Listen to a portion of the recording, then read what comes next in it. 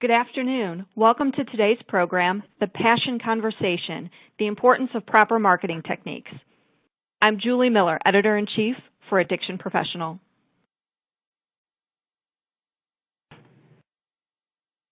Today's program is a Foundations Recovery Network webinar sponsored by Millennium Health. Thank you to our sponsor and to everyone in our audience for giving us your time and attention today.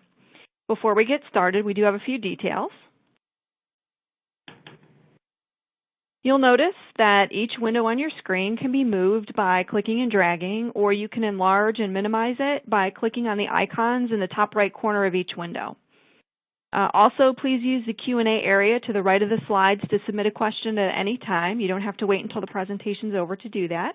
But if you can't see this area, just click on the red Q&A button. And you might want to download a copy of today's presentation. So to do that, please click the link in the resources area in the lower left of your screen. And if you have any technical issues at all during the program, please click on the yellow help button and we will definitely help you troubleshoot the issue.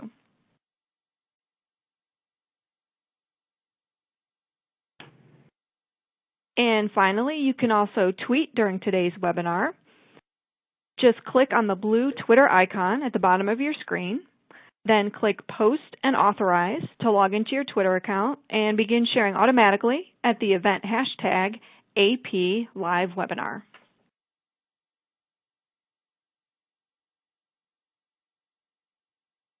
And at this time, it is my pleasure to introduce our speaker, Geno Church. Geno Church is the Word of Mouth Inspiration Officer at Brains on Fire. Geno is an expert in sustainable word of mouth movements, and he has worked with organizations including Fiskars Brands, the National Center for Families Learning, Anytime Fitness, Love 146, and the Environmental Defense Fund. Thanks so much, Geno, for taking the time to speak with us today. We look forward to your presentation, and with that, I'll turn the audience over to you. Thank you, Julie, and it's an honor, and thank you to you guys for sharing your afternoon with me, and hopefully we can learn on some things together. I want to start off by saying I have the utmost respect for what you guys do, and I want to kind of just jump in and we'll get started with this. And I'm going to start this out by talking about the cliff that I think we all face when we face that moment of, maybe it's an epiphany, a thing that changes our life. It can change our professional, what we do from a profession aspect of it. And this is kind of related to the vast subject, the diversity of the folks that are on the phone listening to me talk about marketing and how does this fit into this. And several years ago, I faced a cliff. It was a little bit of life. It was a little bit of professional. I wasn't very happy in my job with my still employer, Brains on Fire. I felt like I wasn't inspired to do what it is that I do. And I was also going through a divorce. And so I had a chance to continue to do the thing that I do, which is be an art director and work on traditional tactics and tools, or do something different, jump off. And in this case, invest in doing something that had always been in the back of my mind, but I hadn't really brought it to life when it comes to marketing. And when I got out of college, Carol Reeves, who you'll see in the middle of this photograph, brought me to Washington, D.C. with believe me, I'm in this picture. I'm the arm that you see going off the left with my co-partner, Greg Ramsey. But we met President Clinton, and I got to work at a very early age with SAMHSA and ONDCP on some drug programs, especially with inhalant and marijuana and tobacco prevention. And it fast forward 10 years, at this moment that I was facing this cliff, we were hired by the state of South Carolina to try to tackle the highest smoking rate in the United States for teens, 13 to 18. And as a marketing company, what we do best is television, radio, print. But back in those days, right out of college, when I was working with Carol and other parents at the kitchen table, I learned about grassroots marketing and the power of word of mouth and the power of people that have a passion for something and that they can do something far greater than something that I could do from my wrist, a television ad or a radio spot or a print ad. And it just hadn't come to light yet as what could I use this on. But with the state of South Carolina, I took a leap of faith and said, I think I've got this idea that we, instead of doing television, radio, and print, we take that money and we invest in teenagers. And I wanted to kind of set the table for my talk to kind of show you a picture of some of these ragers. They call themselves viral mentalists. They really believe that if you believe in something so much so that you can spread it like a virus, you can be infectious. And we developed a program that was peer-led. It was teens talking to other teens about the choice of to smoke or not to smoke, and going where they live. Going, in this case, this is a photograph at a small rural community in South Carolina.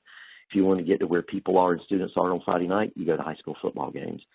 And that's what we did. We did this for 9 years, and with the cheapest cigarettes in the United States and some kind of confusing tobacco laws, we played a small role in lowering the smoking rate.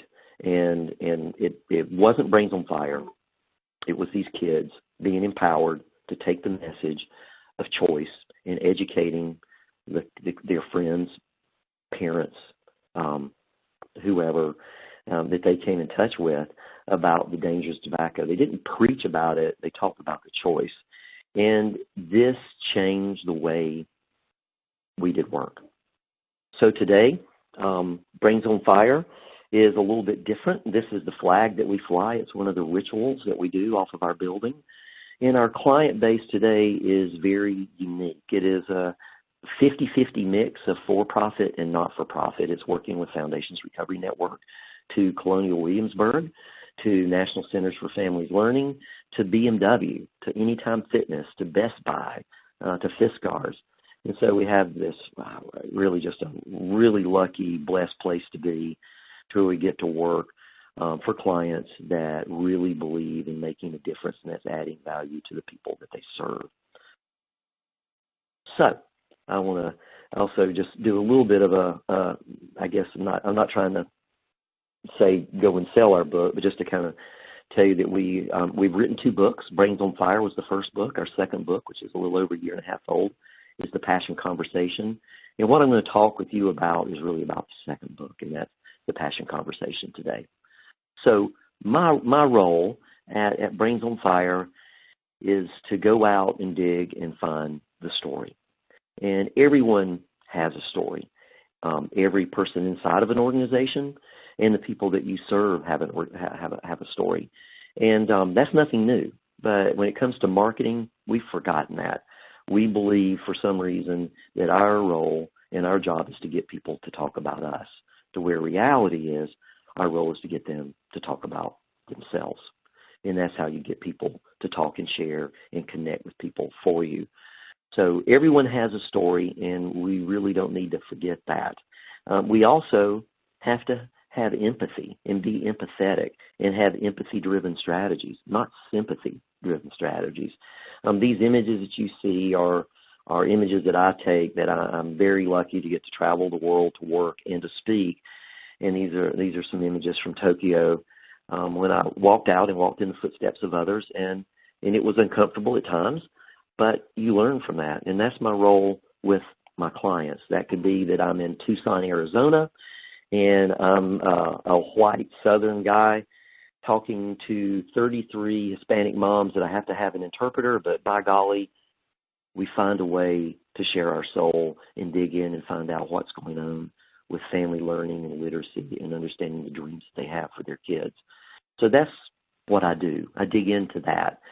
And so with that, I believe that we're not in the marketing business. We're in the business that you're in, which is the people business. And if we think of it that way, we're going to do different work. We're going to do more meaningful work. So today, I think we're faced with check-the-box marketing mentality, and we've got that. We've got to stop thinking about the shiny objects. I love these things. I love my Instagram. I love YouTube. I love Twitter, Pinterest, Facebook, not so much. But the problem today is this becomes the starting point. Sometimes come in to strategic or think the way that we interact with our audience is through social media channels, and these tools and tactics become the very first thing that we think about instead of starting with people first, finding out how we can fit in their life, what they value, what they will use to better their life. That's where it's all about. And one of our biggest failures is a misunderstanding of social media and a social channel. Those are our channels. It's mine and it's yours. And as a brand and as an organization, we sometimes forget that. And we think it's all about ours, that our Facebook page is where they need to come, instead of going to their Facebook pages and learning what they're posting, what they're sharing, what can we do to be a part of them and help them be better at whatever it is that they want to do. So today, we as marketers, and we are all in the marketing business, we don't decide what gets talked about, people do. And one of the few stats that I want to share with you, but it's a very important one, is that advertising only prompts 22% of all conversations people have about your brand, your products, and your services. That means that 78% is something else. And that something else is authentic word of mouth. It's all these other touch points. Think about your favorite restaurant. It's how you step in the door. It's all these things that help create conversations. So the best word of mouth you can do for your business isn't a marketing tactic. It's not a viral video. It's not a tweet. It's how you do business every day. So I like to kind of frame it up is that we have a love language problem. We've forgotten how to be human and how to communicate with people. The love language solution is understanding why people talk and share about you, about your brand. So what I want to share with you, and this is from the Passion Conversation book, is I'm a geek and a nerd about word-of-mouth marketing research. And I started digging into this with a coworker of mine, John Moore, about 4 years ago. And we accumulated all this research, and we tied it into a little thing that we call Whymology. And it's based on a research paper that came out in 2011, and it was updated in 2013. And it was some worldwide research on what are the triggers that motivate us to talk and share. And it's not rocket science. It's actually, I think, what you'll go, it's simple, I understand that. But it's interesting that it took a lot of research from all over the world for us to really understand these things. So what I'm talking about is 3 triggers that motivate us to talk and share. One is the functional trigger, one is the social trigger, and the other is the emotional trigger. So let's talk about the functional. It is how we learn. It is how we share information. It's the nuts and bolts of our conversation. So we engage in functional conversations all the time to get the information that we need to make decisions and to help us better interpret the world. It's just what we face on a day in, day out. And when things are new or complex, and when I think about addiction and options and choices and even just the guts to step in to say that I need help, those are functional conversations at one level, but I'm going to talk about how they become another level too. But we need help in understanding on how to use it, where to use it, when to use it, etc. And that's why we use functional conversations. The other trigger is the social trigger. And this is relatively new in terms of a measurement. And so the social motivation trigger is how we signal our uniqueness. What makes us special? And you do it and I do it all the time. Ladies, it's your purse. It could be your shoes. Guys, it could be your hat. It could be your pickup truck. It could be your Starbucks coffee, your Tom's shoes, your moleskin that you walk with. All these are social signals that signal something unique about you. When you work and you might have a logo from your organization or your facility, that is a social signal. That is a brand that when you walk and you go to lunch, people immediately know that person works there. They might not know anything about it, but that's where we look at what are we leaving on the table. Are people asking us when they see that? Do they want to know more? are we closing the opportunity to have a conversation? So these researchers have a fantastic word for this, and it's called social signaling.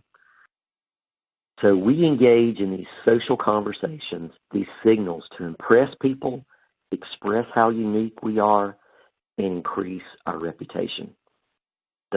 Shouldn't surprise you. We're kind of a little bit more narcissistic today because we can showcase it. This is mine. I socially signal a bunch of crap. My camera, my Mini Cooper, my spin class, bourbon, coffee, my Wheaton Terrier, American-made boots, the football team I support. Do you really care? I don't know, but I share it. That's what we do today. So the last trigger is emotion.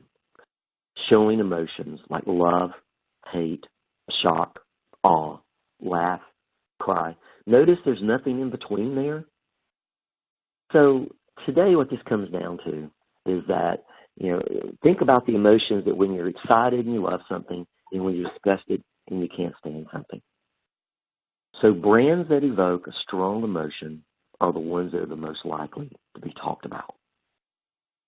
So when we're overjoyed and we're happy, it was an experience beyond any of our expectations, we tell people. When it was a crappy experience, when we're disgusted, when we're mad, when we're angry, we tell people. And when it's indifferent, if it's okay, it's just customer service, we don't tell anyone. So add to that today that brands are talked in your organizations, your services, are talked about in two channels. There's this offline channel where you see Megan, our traffic manager, her beautiful fun face, and then her avatar. We also have a conversation that's online. So they're very different. In offline conversations, they're with people in a more personal setting. If I was going to lunch with Julie, I would probably talk to her about things that would be more personal, and my interaction would be more humanistic. If she asked me a question, her expectation is that I would answer it in a timely manner. If it was online, if it was email, and if it's a text, I might take a day. Hell, I might take a week. So that's one of the differences. With online conversations, they're in a public setting. Facebook and Twitter, they're public. So that makes it a channel that offers us an opportunity to broadcast this uniqueness and expert knowledge that are related to our passions. So for offline, face-to-face, you probably guess this, the emotional motivation trigger is what's best because we get to see the interaction. We get to see each other face-to-face. We see what we love. We see what we hate. We get to see our eyes, see how we use our hands. But online, social is best because it relates to signaling. It's public. We have to try harder to be noticed. And so what this comes down to is that we have two types of conversations. Online are discontinuous conversation. It's interrupted. It's paused. We decide when we have something to say, to where offline, face-to-face, over the phone, are continuous conversation channels. So the thing that we need to remember, as beautiful as online is and all the magic and fantastic things that it's doing for connectivity, that still 90% of word of mouth that leads directly to a purchase of a recommendation still happens offline. So we still have to make sure that we're taking care of offline and building offline strategies and offline touch points and not putting all of our eggs in one basket. Because the magic here of Womeology comes down, in my opinion, to passion. And that passion, having love for something, tips conversation into action. And that's about advocacy. This is my definition of it.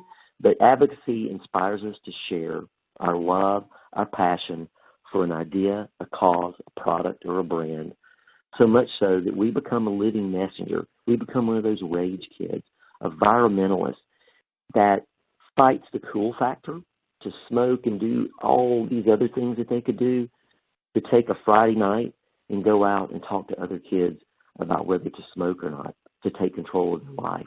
That it takes belief and inspiration to be that living messenger for that. It takes people. It takes believing that the marketing business is the people business, because it's people who buy products. It's people who make an unknown brand known. It's people who turn a cause into a crusade.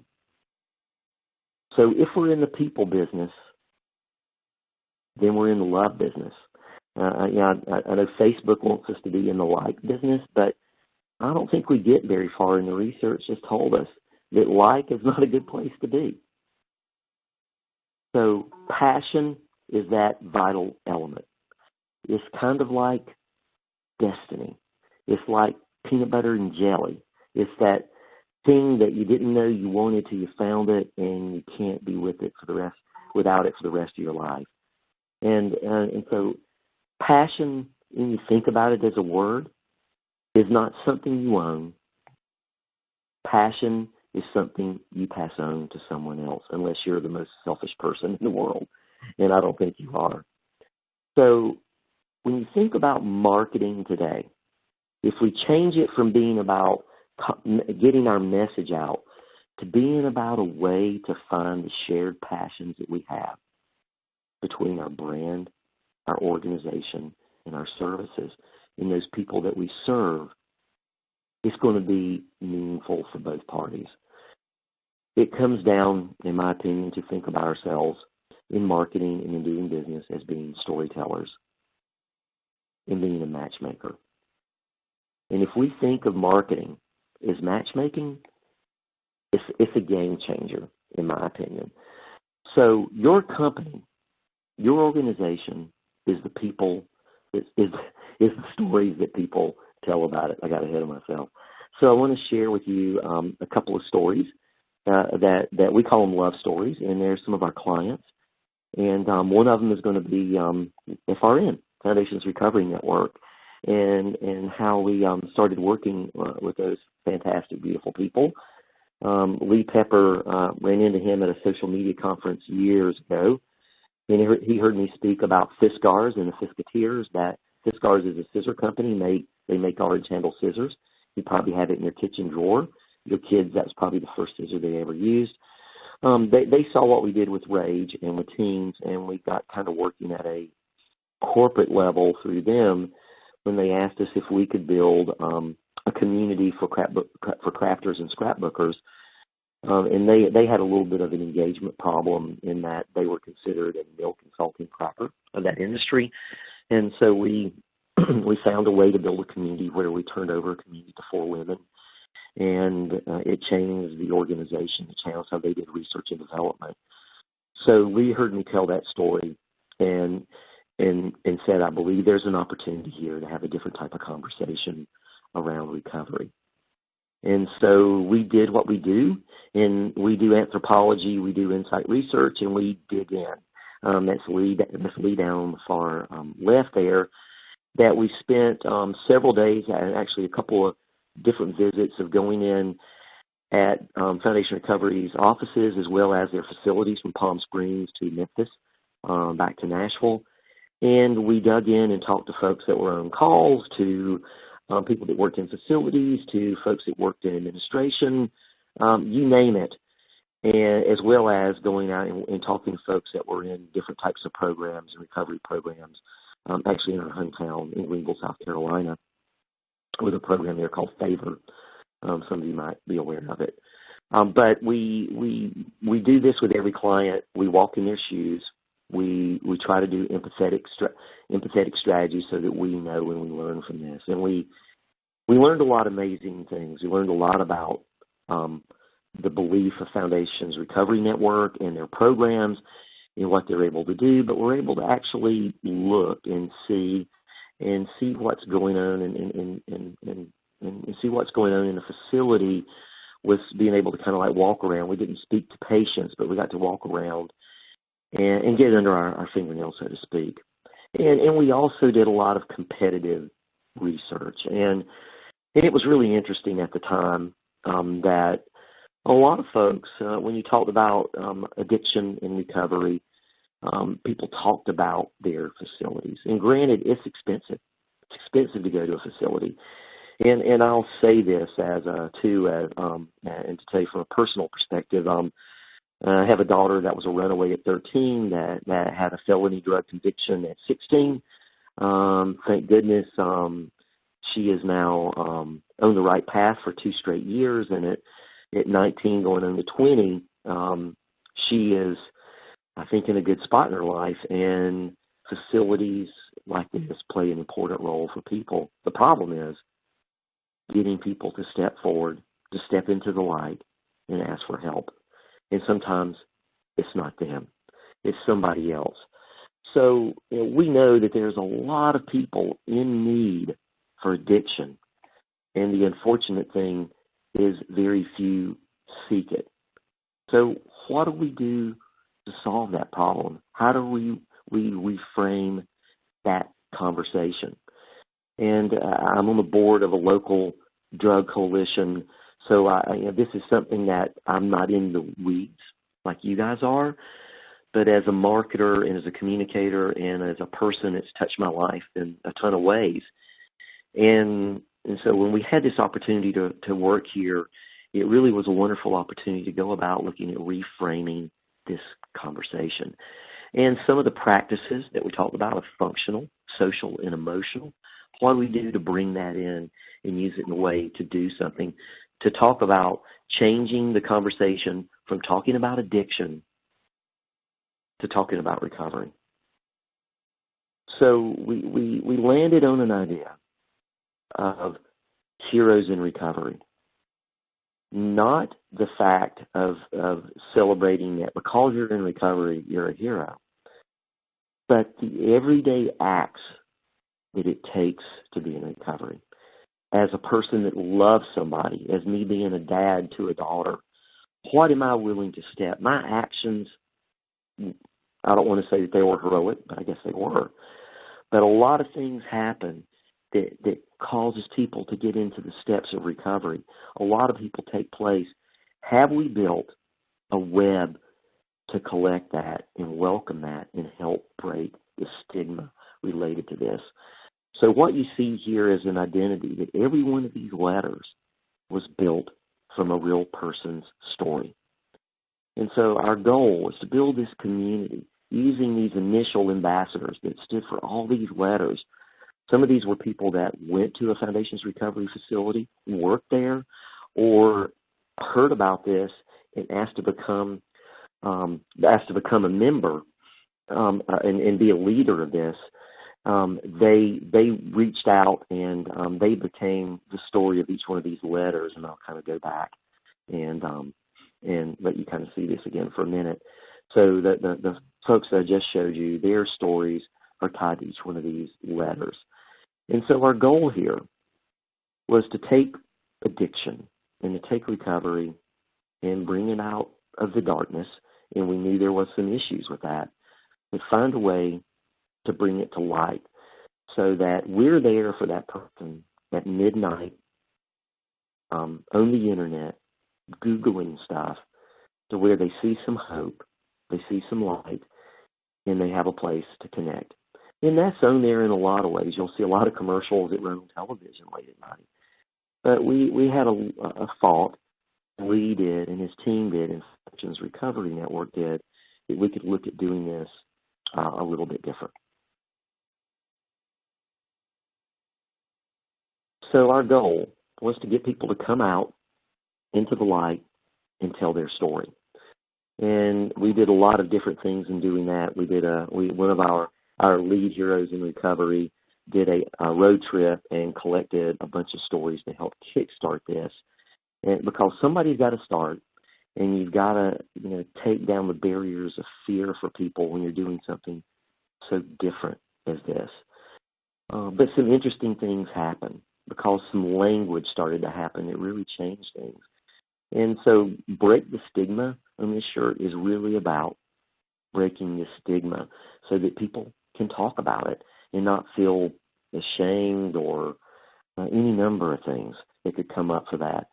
So, one of the things by doing this is that it started a conversation around this that's really, really meaningful. So I mentioned earlier this nugget about 90% of word of mouth happens offline. That became really critical to how we wanted to build the community and the culture for Heroes in Recovery. So we wanted to do something a little bit different. There's 5K runs, but we wanted people to just reach for a little bit more. And so we started an event called the Heroes 6K, 1K more. And it started out in a little community outside of Nashville, Leapers Fort, and it's turned into a pretty amazing thing. These events happen all over the United States, and they're not even all runs anymore. But something like this, that you can bring out people, you can get people to feel ownership of and participate in. Yes, they're a lot of hard work, but the reward is amazing. The fellowship is amazing. So we do also printed materials, and we did it for Heroes in Recovery, but we try to be purposeful with it. Instead of just doing more brochures and more collateral elements, what can we do that's going to be useful, that's a conversation tool? So this is a folding card that spells out Heroes, and it talks about the hero's journey, and it's got a story on the back. And another tool that came from empathetic strategy was that on one of our visits to one of the facilities, we got to go into a room where the patient was out of, but just look at it from the door and from the doorway. And there was like a little amazing personal garden on the shelf next to the window. And it wasn't about the details of it. It was about the collectedness of these things that this person had every day to get them through the day. And so we kind of took that nugget and we played it back to Lee and his team about the ability of the Hero's Journey box. That when your folks leave a facility, anyone, when they leave anywhere, and they have to start that next day, it becomes the next day again and again and again. It's a pretty tough journey. And could there be a box out there that we could help them add to their tool chest that they can go back to when you need it? Hell, I could use it every day. And I think all of us could.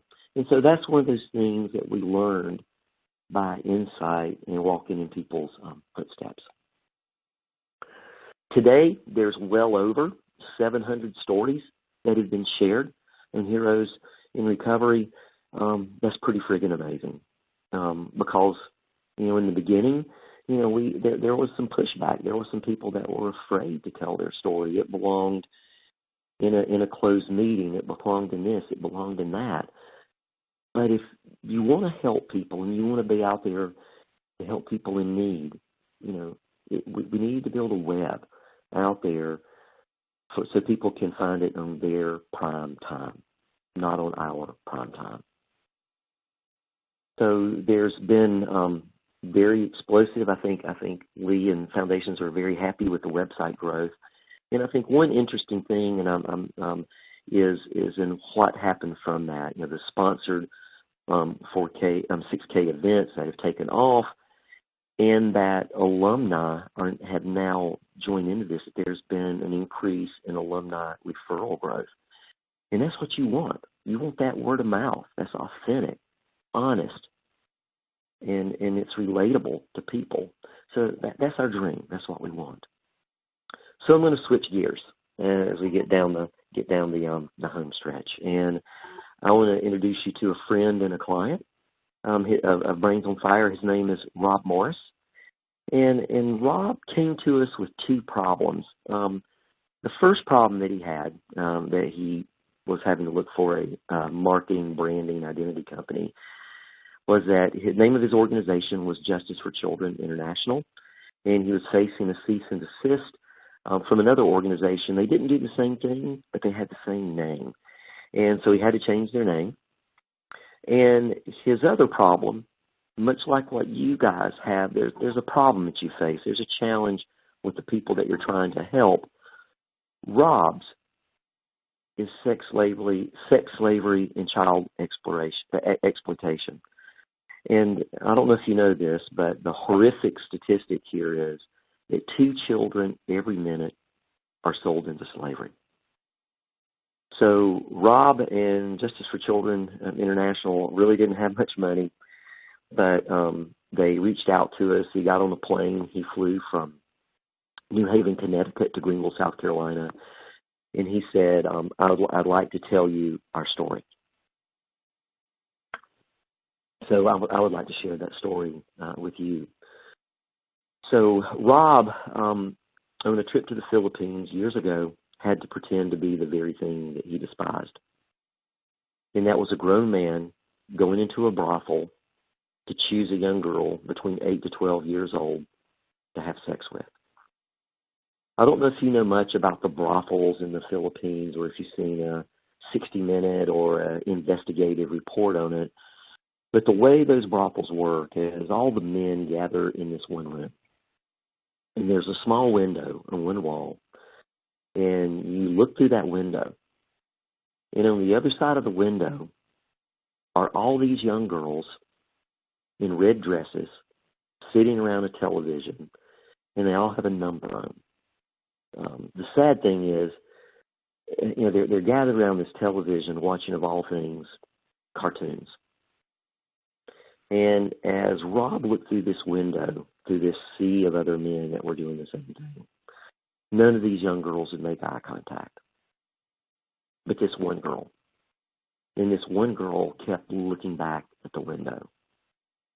And Rob said to himself, she had to be new to this brothel, because she still had life, she still had fight, she still had hope in her eyes. Now, Rob was actually there on a bust mission. So the police broke in, they raided it, and they got all of the girls but 3. And one of the girls, number 146, was one of those 3 that he was never able to find out her name. He was never able to help her. And he told us, he said, I will never forget it. And when he told us that, we said, that's your identity. That's your story that people will connect to, and it will become meaningful to them, and it will be their story too. Now, that was a hard sell, to take something like Justice for Children International that kind of said that they did something for kids, to something like Love 146. What does that say? What does that do? But remember what I said. People are the ones that turn a crusade into a crusade. It's not what you call it. And so what happened here is that they gave up ownership and allowed people to share the story of this poor child. So Love 146 became a story that we could all tell. And an interesting thing happened is that on your screen you'll see Paramore, the band, that unbeknownst to Rob and their sleepy little organization at that time, Paramore wore it on MTV Music Awards. They started to develop a relationship with them to where they'd actually go to Indonesia. They do benefit concerts. They've been to the safe homes where these boys and girls live. They're active participants in this. And so Love 146 started having this ability for people to socially signal this girl's story and their belief in fighting this injustice. And what's amazing is who's leading this story. Other young girls, 13, 14, 18, 19, 20, that are doing their own Instagrams, their own videos. They're decorating their Tom shoes. Hell, people are getting his and hers Love 146 tattoos. So today, that sleepy little organization has quite a bit of people doing things. Yes, they've got some amazing numbers, like 50,000 plus followers on Twitter, but they now have task forces across the world that are fighting things like getting massage parlors off of Craigslist, fighting it here in the United States, now fighting bullying included in this. And so, what they've been able to do is empower people to take action.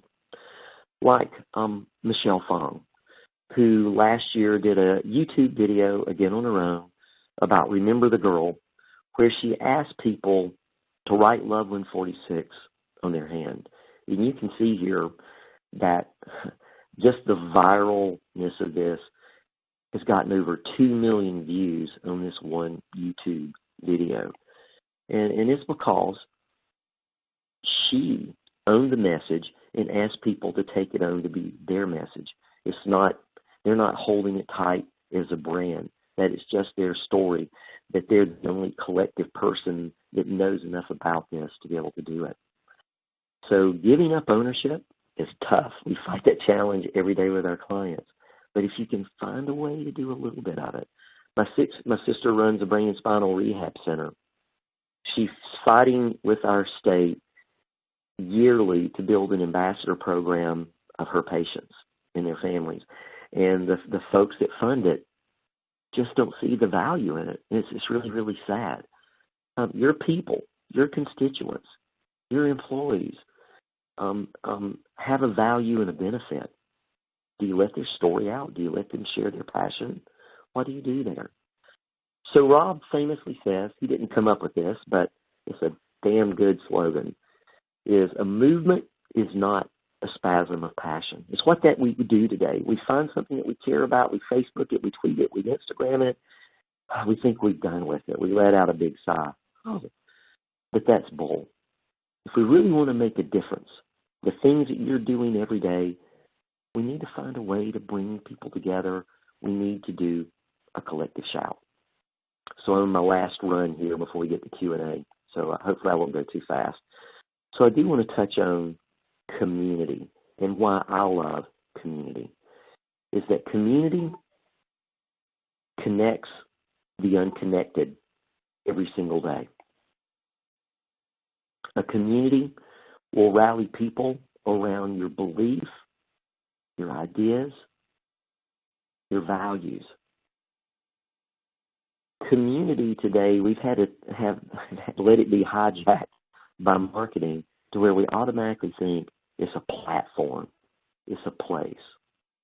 But community is really a way for people to connect to their passions and to connect with others. And as you can see, I'm a Mini Cooper freak.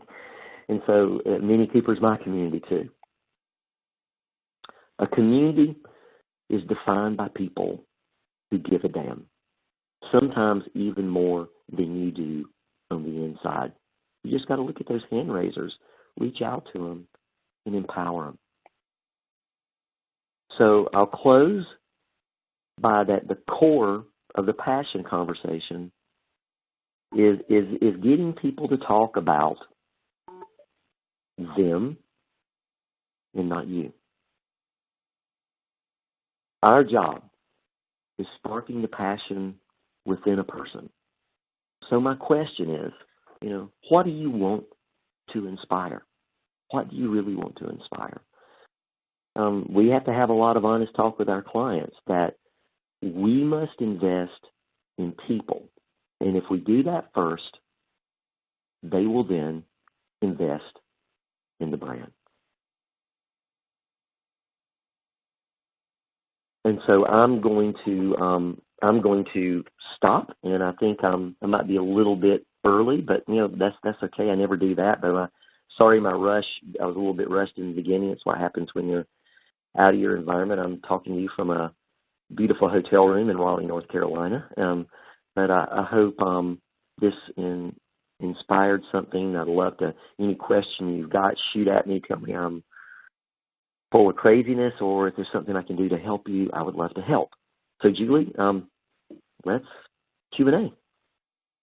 All right, great. Thank you so much, Geno. It was a great and inspiring presentation.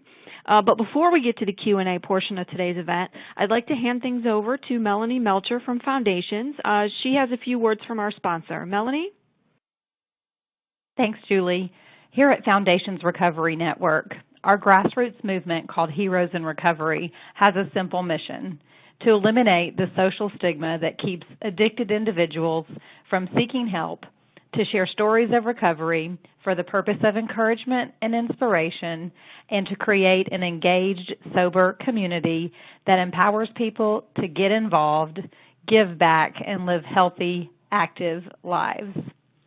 Join us in this mission at our 6K race series at these locations across the country. As a thank you for your attendance today, please enjoy the discount code webinar 2015 to register for any future 6K event. Back to you, Julie. Great. Thank you so much, Melanie. We have had questions come in from the audience, but just as a reminder, you can use the Q&A widget below the slides on your screen to go ahead and submit some questions. So, okay, Geno, let's dig in. How do you get started with empathetic strategy? What is the first step? Okay, I'll try to do it pretty quick and not get off too far into the deep weeds of it. But what we do, and I'll speak from a Brains on Fire perspective. We do knowledge sharing with the client. So we go. The first thing that we do is we go in and we try to understand what it is that they want this to do for them. Most people come to us because they want to build a sense of community. They want to empower their advocates, their evangelists, their ambassadors. So we do insight research to make sure, first, we start out inside the organization, understand what the DNA is. We use things like archetype research, which I'd be happy to give you the survey. We try to understand what your values are in the organization, not in terms of what you sometimes value, what you often value, but what are some core values that you always value. And then we go about using visual cards to get people to express where they are today and where they want to go to in the future. And then we take what we learn internally, and then we go out and talk to the constituents, your fans, your advocates, your customers, whatever term you want to use. And so really to do empathy and empathetic strategy is you have to use some tools to get people to engage. You have to listen. You have to facilitate. And you check the mirror of it. You have to do it internal, and you have to do external. So I know that's a quick answer. It's far more detailed than that. But if someone wants to reach out to me, not as a sales, I'm not trying to do it as a sales for Brains on Fire at all. But if you email me, I will give you some of the information of the tools that we use and how you could do it.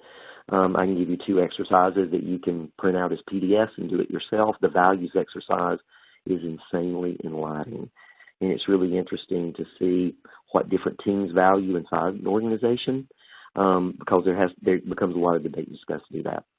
So I can help you that way by sending you this, but Julie, hopefully that gives you a little bit of insight of the depth of the participation that it takes when you do empathy research.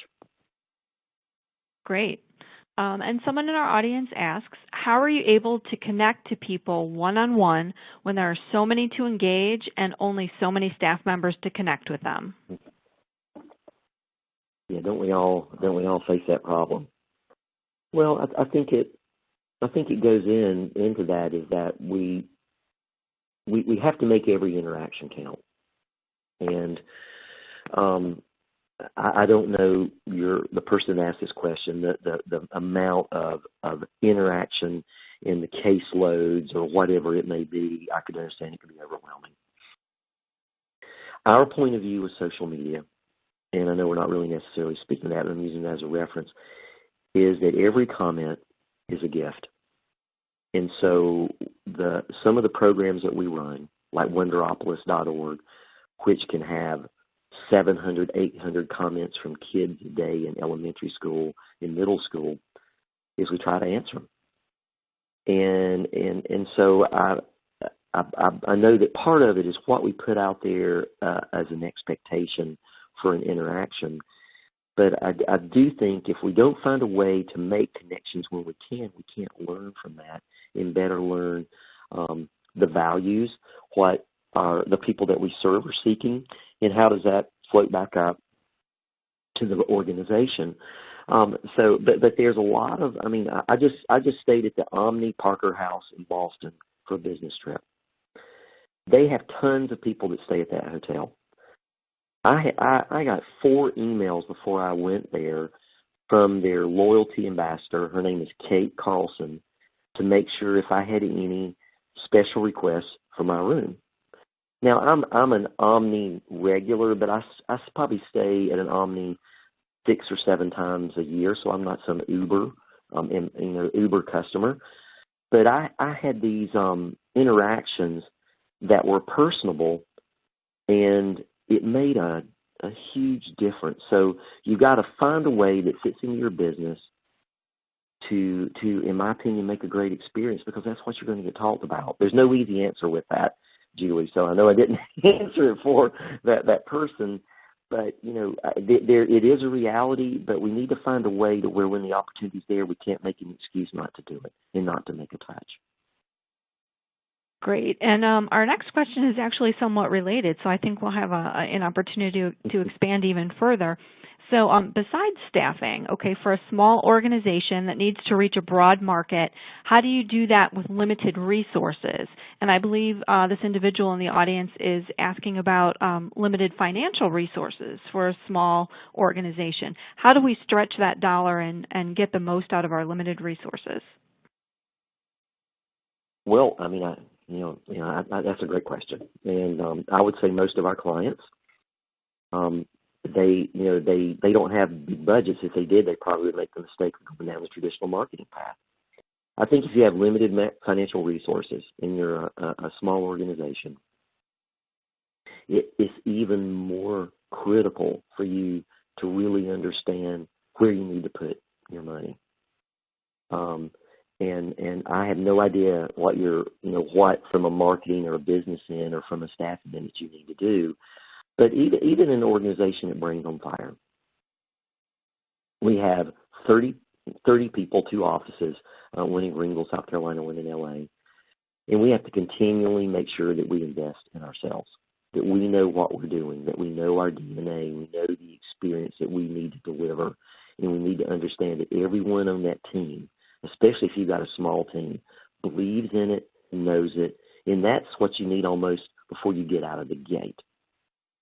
Then I think when it comes to marketing, you need to make sure that you do practical usage of channels, especially when it comes to social media, that is going to be relevant to your end user, the consumer, your advocate that you're trying to help.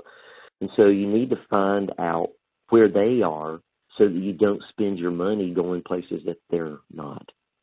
And again, there's no easy answer to that. I don't know. I'd be happy to dig in deeper if you tell me a little bit more. Email me. I'd love to kind of know. This is kind of fun for me, so I'd love to jump in. But I would make sure that everyone on that, especially a small staff, knows what you're doing, and make sure that we're doing the blocking and tackling to know our creed and our code, what we stand for. And you probably do that. Then I'd go out and really do an audit of where our consumer lives and what they're using. Ask them and make sure that we target it. Maybe it's not that we do marketing at all, but we do events, or we do open houses, or we do a seminar. We do something of an educational value that leans on our resources as an organization, so it's not putting money out other than time. And that's a good way to start. Great. See, we like to ask the tough questions. So on to the next one. They're all tough. On to the next one. You had mentioned check-the-box marketing. So maybe you could just give us a little bit more of an idea of what check-the-box marketing is. And then I guess the bigger question is, it sounds like check-the-box marketing is not a good strategy. So maybe you can give some examples of like some of the top mistakes that you're seeing, maybe a little what not to do. Sure, and we've made them too. We've made mistakes. I'll give you I can't give you a totally real-life example, but I'll tell you a solution to it. Maybe it'll make sense. What I mean by that with check-the-box marketing is that we have people that come to us, and I know people that are in this business, and they're even buddies of mine.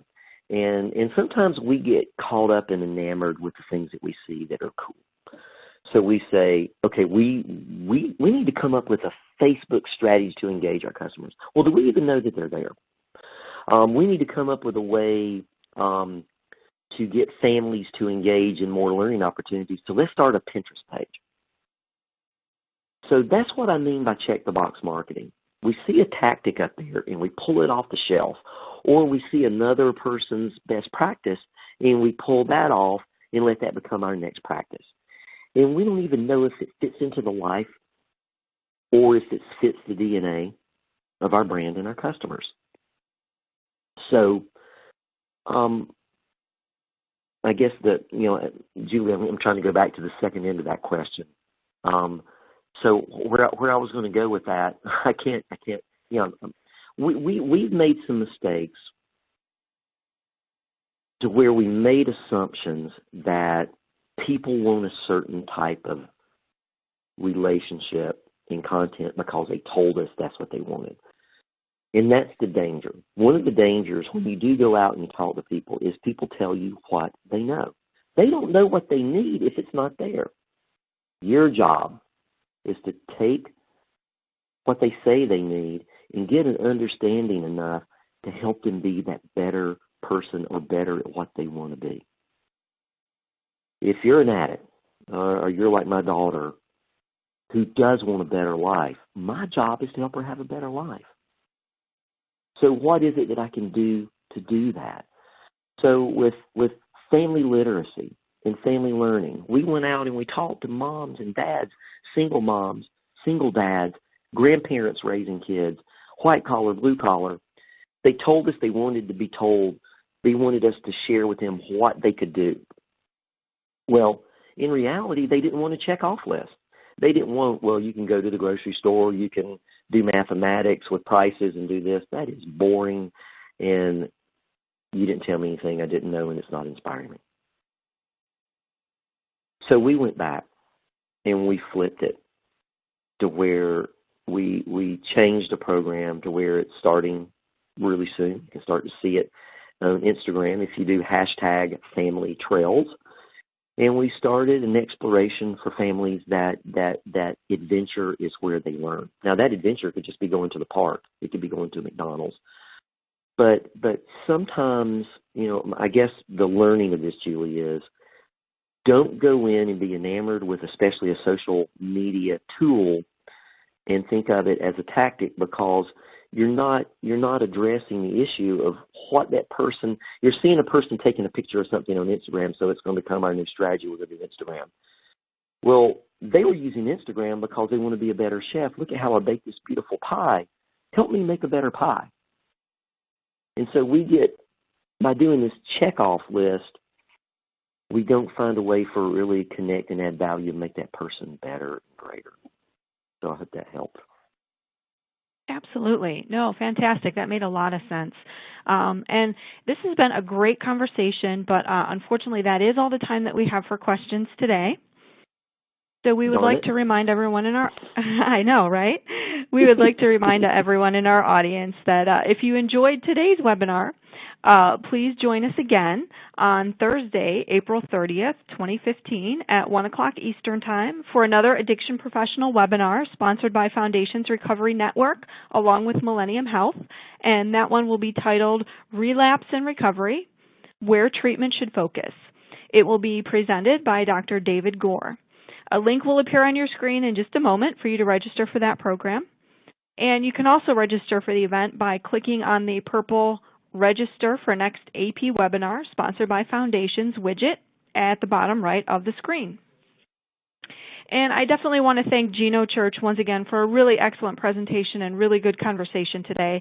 I would also like to thank Millennium Health for making today's Foundation Recovery Network program possible.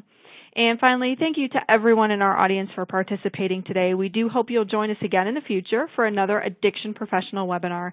This concludes today's presentation.